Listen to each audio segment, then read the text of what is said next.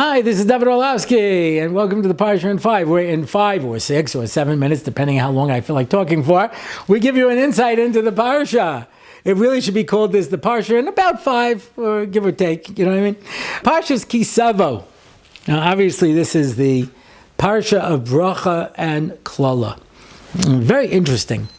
And that is, the Parsha tells us that when we come into Eretz Yisrael, we go up on Har Gerizim and we set up these 12 giant stones. And we write the entire Torah in 70 languages on these 12 giant stones. And then the pasuk says, you plaster the stones. And there's a machlekes in the Gemara and Sota. Do you plaster the stones and then write on them, so it'll be easier to see? Or do you write on the rocks and then plaster over it?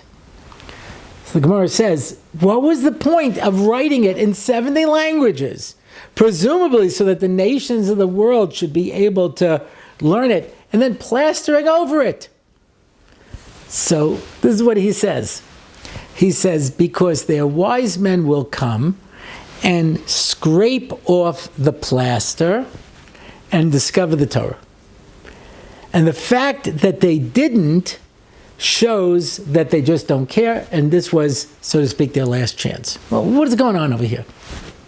We know the Chazal tell us before Hashem gave us the Torah, he went to every nation and said, do you want the Torah? And they said, what's written in it? No thanks. So he already offered the Torah to all the nations, and they turned it down.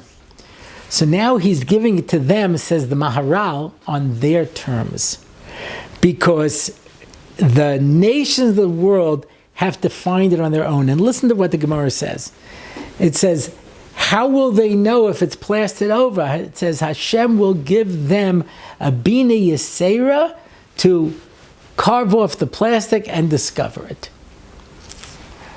So the Maharal says, so don't give them the bnei and don't plaster it over. It says, I offered the Torah to the nations of the world. They turned it down.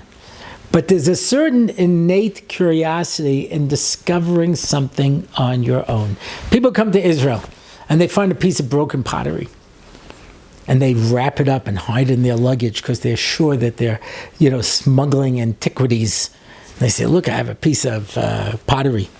Let me explain to you. Throughout the thousands of years that people lived in Israel, they all had pottery and it all broke. There's lots of broken pottery. Nobody cares if you take a piece of broken pottery. It means nothing. It's like somebody coming to America and saying, look, I found a Coca-Cola bottle cap. You know what I mean? I'm going to smuggle it out, I found a plastic cup. Kli cheres, they were the disposable dishes of the ancient world. There were lots of them broken. But you know why this is valuable? Because I found it. And whatever I found is important.